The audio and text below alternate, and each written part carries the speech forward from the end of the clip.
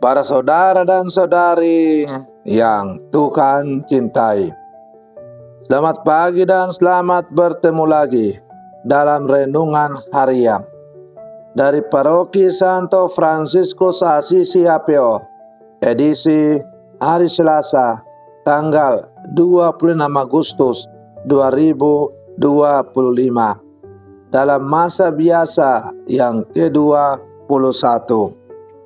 Mengawali hari yang baru ini, kita hendak mendengar dan merenungkan sabda Tuhan. Marilah sebelum kita mendengar dan merenungkan sabda Tuhan, kita berdoa. Dalam nama Bapa dan Putra dan Roh Kudus. Amin. Allah Bapa pencipta kehidupan, Engkau memanggil kami menjadi pelaksana sabda yang gigih dan tekun.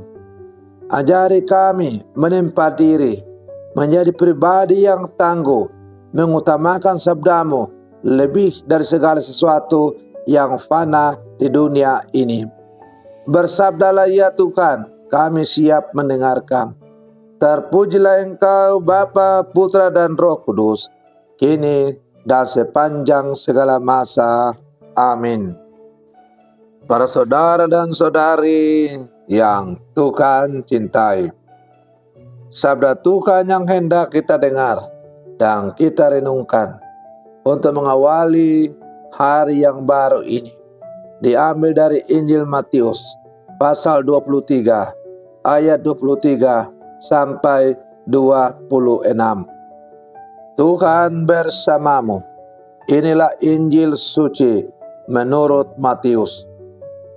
Pada waktu itu, Yesus bersabda, "Celakalah kalian, hai ahli-ahli Taurat dan orang-orang Farisi, hai kalian orang-orang munafik, sebab persepuluhan dari selasi, adas, manis dan jintang kalian bayar, tetapi yang terpenting dalam hukum Taurat kalian abaikan, yaitu keadilan, belas kasih, dan kesetiaan. Yang satu harus dilakukan, tetapi yang lain jangan diabaikan. Hai kalian pemimpin-pemimpin buta, nyamuk kalian tepiskan dari minumanmu, tetapi unta di dalamnya kalian telan.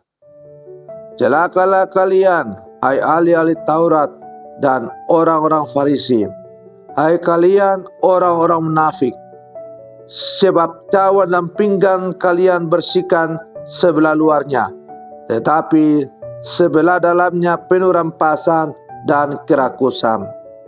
Hai orang-orang Farisi yang buta, bersihkanlah dahulu sebelah dalam cawan itu, maka sebelah luarnya juga akan bersih. Demikianlah sabda Tuhan.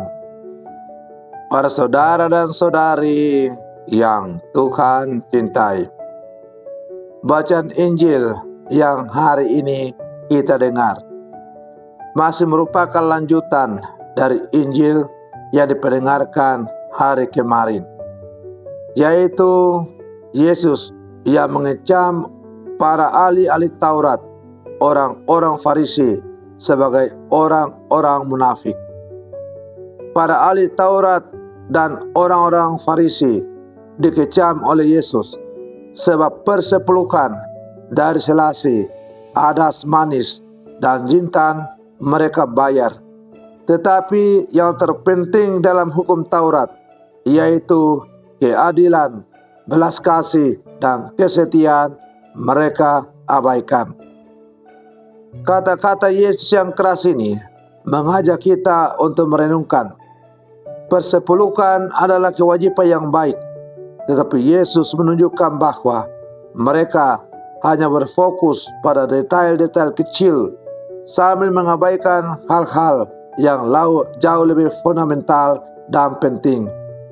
Mereka sangat teliti dalam membayar persepuluhan dari rempah-rempah yang tidak terlalu berharga, namun gagal untuk menghidupi esensi dari iman, keadilan, belas kasih, dan kesetiaan. para saudara dan saudari yang Tuhan cintai.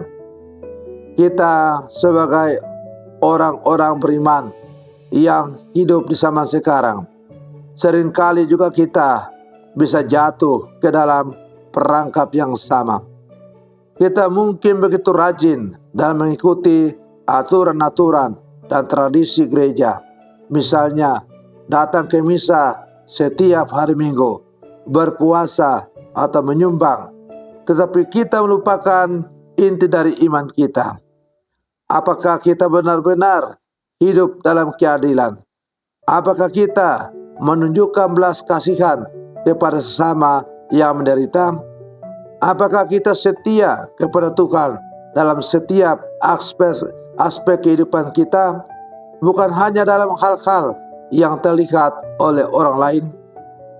Yesus mengajak kita untuk melihat melampaui formalitas keagamaan. Dia menginginkan hati yang tulus dan murni.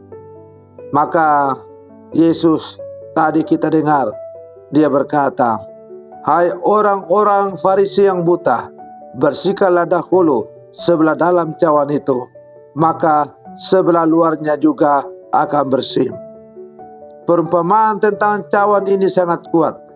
Sebelah luar cawannya itu tindakan-tindakan lahiriah dan ketaatan pada aturan mungkin terlihat bersih. Namun di bagian dalamnya, yaitu hati kita, penuh dengan ketamakan, hawa nafsu, maka semua tindakan lahiriah itu menjadi tidak bernilai.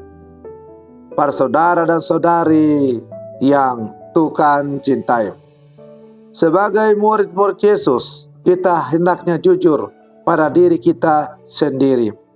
Apakah kita sibuk membersihkan bagian luar penampilan rohani kita, sambil mengabaikan kondisi hati kita yang sebenarnya?